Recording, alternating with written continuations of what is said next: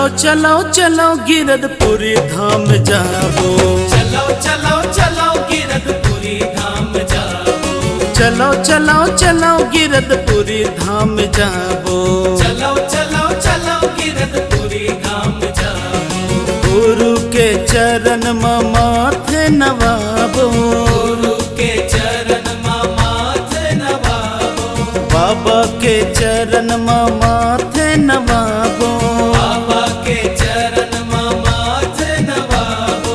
चलो चलो चलो गिरधपुरी धाम जाबो। चलो चलो चलो गिरधपुरी धाम जाबो।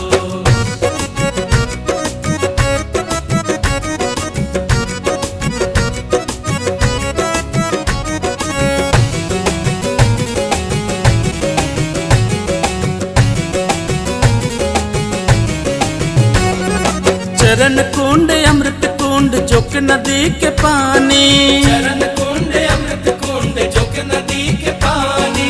चरण तोर पखर बाबा महानदी के पानी।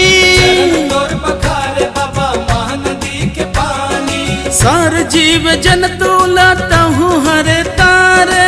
सारे जीव जन तू लाता हूँ हर तारे। सार जीव जन तू लाता हूँ हर तारे। सारे जीव जन तू लाता हूँ हर तारे। मानो ये समाज ला सतनाम के प्रचार करे। मानो ये समाज ला सतनाम के प्रचार करे। चलो चलो चलो गिरधपुरी धाम जाबो।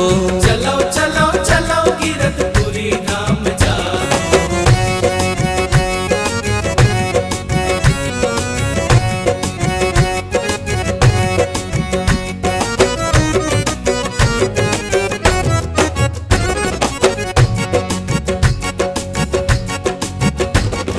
क्रांतिकारी संत बाबा गुरु घासीदास है। क्रांतिकारी संत बाबा गुरु घासीदास है। मानो ये समाज ला एकता के सूत्र में बांधे है। ये समाज ला एकता के सूत्र में बांधे है। सतनाम के बेटा ते बने हवच सानगा। सतनाम के बेटा ते बने हवच सानगा। सतनाम के बेटा ते बने हवच सानगा। सतनाम के बेटा ते बने हवच सानगा। छत्तीसगढ़ पावन धरती तोरे धाम गा। छत्तीसगढ़ पावन धरती तोरे धाम गा। चलो चलो चलो गिरधपुरी धाम जाबो। चलो चलो चलो गिरधपुरी धाम जाबो।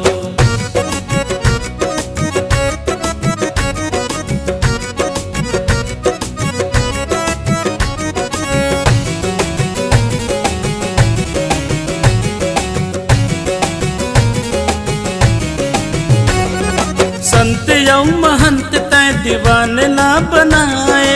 संत यौ महंत ते दीवान ला बनाए। साटीदार भंडारी लतहु बनाए।